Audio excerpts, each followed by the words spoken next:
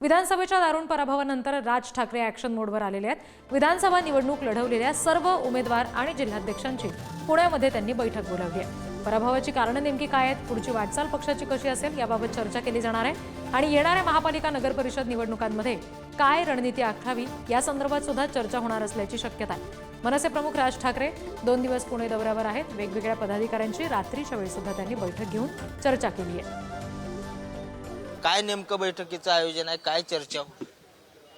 खरं तर विधानसभेच्या निवडणुकीनंतर माननीय राजसाहेब ठाकरे यांनी आज बैठक ठेवलेली आहे। ज्या पद्धतीने संपूर्ण महाराष्ट्रभर मतदान झालेलं आहे आणि मी माझ्या वैयक्तिक हडपसर विधानसभा मतदारसंघाबद्दल जर बोलायचं झालं तर लोकांमध्ये प्रचंड रोष या उमेदवारांबद्दल होता, या आमदारांबद्दल होता आणि ज्या पद्धतीने त्यांना मतदान झालं त्यामध्ये नक्कीच EVM मध्ये कुठेतरी इंटरफेअर केलेला आहे असं तरी मला शंका वाटते। कारण ज्या पद्धतीने लोकांमध्ये कुठे उत्साह दिसत नाही, निवडणूक जिंकल्यानंतर त्यांचे कार्यकर्ते सोडले तर सर्वसामान्य लोकांमध्ये कुठे उत्साह दिसतोय की हे निवडून आलेत म्हणून खूप उत्साह आहे।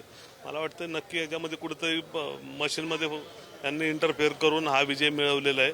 भविष्यकाळात आम्ही माननीय राजसाहेबांसमोर सुद्धा हा विषय मांडणार आहोत आणि राजसाहेब जो निर्णय देतील तेव्हा आम्ही नक्कीच पुढे काम करू। राज ठाकरे यांनी काही ऑफिसमध्ये आले होते, काही चर्चा झाली येणाऱ्या महापालिका सोबळावर लढायची अशी सुद्धा चर्चा आहे, काय नेमकं ठरलं?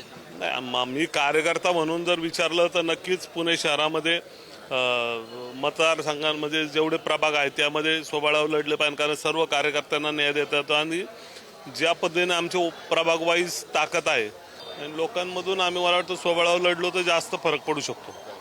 आजच्या बैठकीत महत्त्वाचे निर्णय काय होऊ शकतात?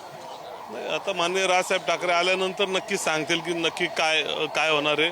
आम्ही राजसाहेबांसोबत आमची बाजू मांडणार आहोत। व्हिडिओ जर्नलिस्ट निखिल करंदीकर सह बालाजी पोद्दार, पुढारी न्यूज, पुणे।